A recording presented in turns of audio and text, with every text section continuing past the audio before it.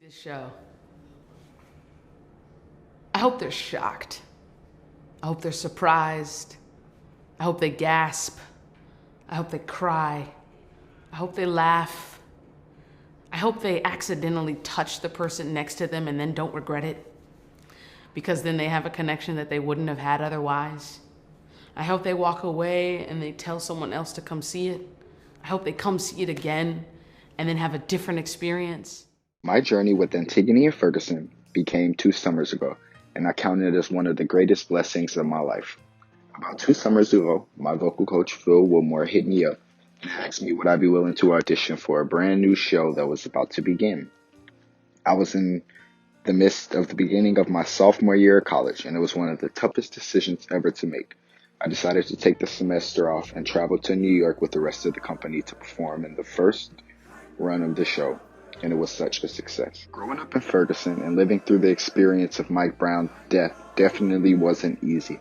But being able to do a show like this and honor his death and honor all those who have lost their lives to police violence against blacks across America is something that stands out as special to me. In addition to that, just due to the fact that Antigone and Ferguson was such a collaborative piece of work, we had a rotating ensemble, and this allowed me to work with celebrities and stars that I might not have ever gotten the chance to work with.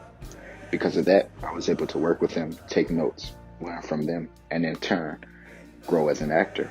But also, I was able to bring awareness to issues, to things that were happening in my own community. As Brian mentioned earlier, Antigone and Ferguson is a 2-part production.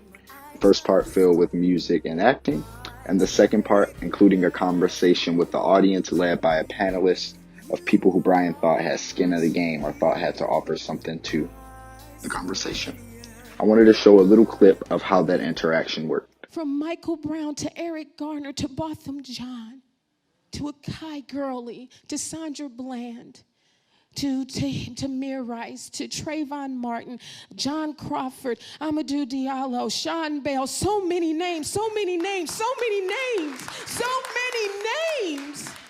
And I'm tired of seeing my people dying at the hands of people who are supposed to serve and protect us. I'm tired. But at the same time, there is still a glimmer of hope. Antigone and Ferguson is such an impactful show and has had such an impact on my personal life. I truly hope that everyone has a chance to get out and see it at some point, because it really will leave you asking yourself questions and thinking even deeper than before you walk into the show.